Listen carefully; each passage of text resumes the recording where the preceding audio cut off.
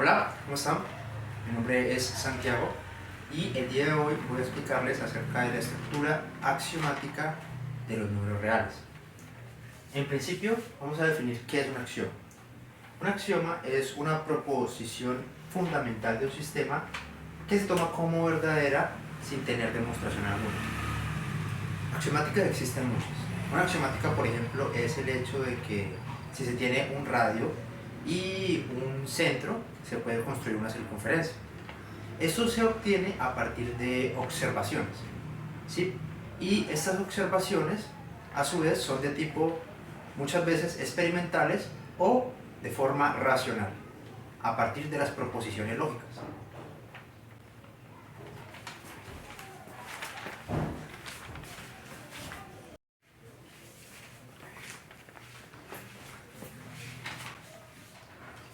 Bueno, entonces, a partir de ahí podemos decir que existen tres tipos de axiomas en la estructura axiomática de los números reales.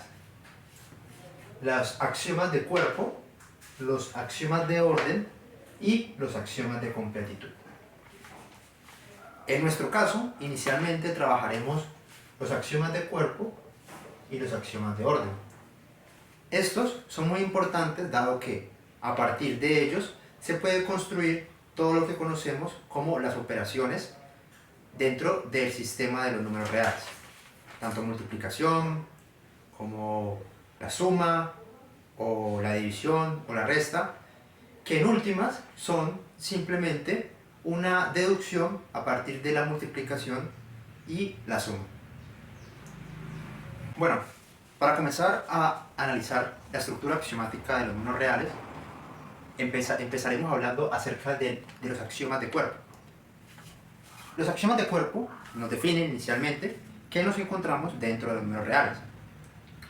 Ahora, las operaciones que vamos a utilizar dentro del axioma de cuerpo va a ser la suma o la multiplicación, representada con este símbolo o con este símbolo. Inicialmente tenemos el axioma 1, donde encontramos dos variables que pertenecen al conjunto de los números reales. Estas variables se pueden cambiar de orden de manera que, dado que tenemos un símbolo de igualdad, el resultado, que va a ser, digamos, una variable z, va a ser igual, en el caso, tanto cuando x más y, tanto cuando y más x. De la misma forma, dado que definimos una operación dentro del axioma de cuerpo de suma, podemos definir una operación de multiplicación, donde nuestro resultado puede ser una variable z, por ejemplo. Luego podemos definir si esta variable z entrará también a ser un número real.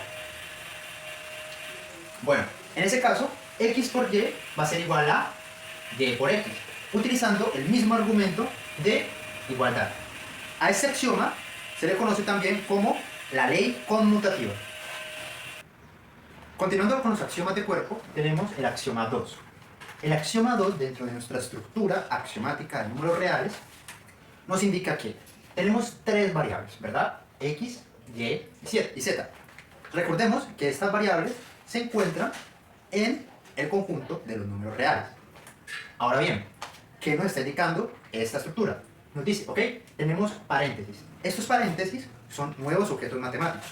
Estos objetos matemáticos lo que indican es que dentro de este espacio que se encuentra aquí, se va a operar inicialmente estas dos variables y a su vez estas dos variables se les va a sumar esta variable, que en este caso es la suma de y más z, y se le suma posteriormente a este resultado x.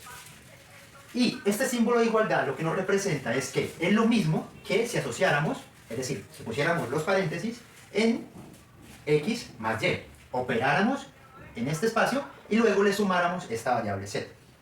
Esto en el caso de la suma. Ahora bien, si nos encontramos en el caso de la multiplicación, nos encontramos con que tenemos el mismo espacio, con los paréntesis, ese objeto matemático, y ahora vamos a hacer la respectiva multiplicación, y el resultado de esta multiplicación le vamos a multiplicar esta variable, representado mediado por un símbolo de igualdad. Es decir, esto va a ser lo mismo que esto. Ahora, si tomamos ese mismo objeto matemático y en vez de asociar y por z, asociamos x por y, y luego a lo que nos da este resultado con ese objeto matemático le multiplicamos z, será lo mismo. A este axioma también lo podemos llamar como la ley asociativa. De pronto puede verse un poco difícil o un poco confuso en la medida en que no estamos utilizando números, sino que estamos utilizando variables representadas por letras. Pero, a medida que vayamos avanzando en los videos, podríamos hacer números o demostraciones para que nos quede más clara esta ley asociativa. Bueno, continuando, tenemos el axioma 3. El axioma 3 nos indica, esta vez, una asociación, otra vez utilizamos el objeto matemático paréntesis, pero en este caso está mediado por una multiplicación, ¿verdad? Ahora, lo que nos está diciendo es que esto es lo mismo que sumar x por y más x por z. Lo podemos observar como si estuviera multiplicando esta variable por esta variable y estuviéramos multiplicando esta variable por esta variable. Esto es conocido como la ley distributiva y es muy importante dado que a partir de estos casos podríamos obtener casos de factorización, los cuales son muy útiles, por ejemplo, para trabajar con el álgebra. Axioma 4. El axioma 4 nos dice que, dados números reales x e y, existe un número real z, tal que z, o bueno, en este caso y, va a estar representado por la suma de x más z igual a y. Acá cabe aclarar algo. Es importante que sepamos que aún no está demostrado el hecho de que si sumamos dos números reales, vamos a obtener un número real. Más adelante se hará la respectiva demostración para que sepamos que al sumar dos números reales no nos va a dar cualquier cosa. Siendo consecuente con esto, podemos continuar. Luego, z va a ser igual a y menos x.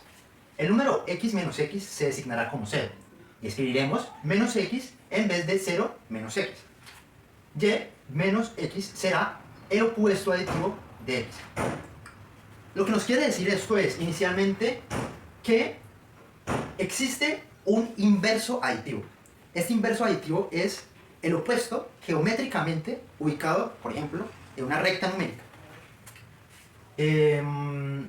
También nos está diciendo este axioma que si restamos el opuesto aditivo a nuestra variable, esto va a ser igual a 0. Cabe resaltar que dentro del conjunto de los números reales y estos números reales que tienen su estructura axiomática basado en estos axiomas, podemos decir que para todo número real existe un opuesto aditivo de x. Por último, tenemos el axioma 5.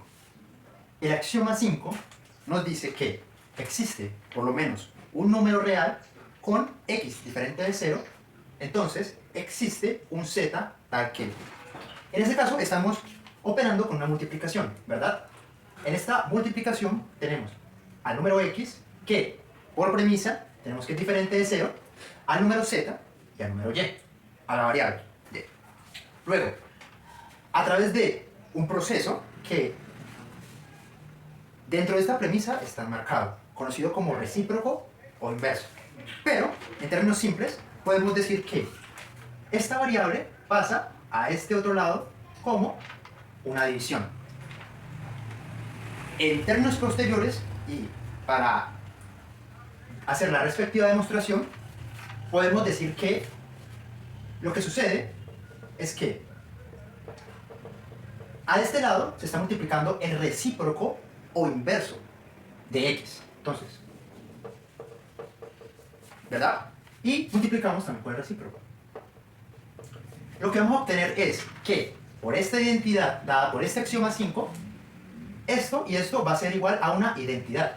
O sea, va a ser igual a 1. Y lo que nos queda acá es, entonces, y sobre x.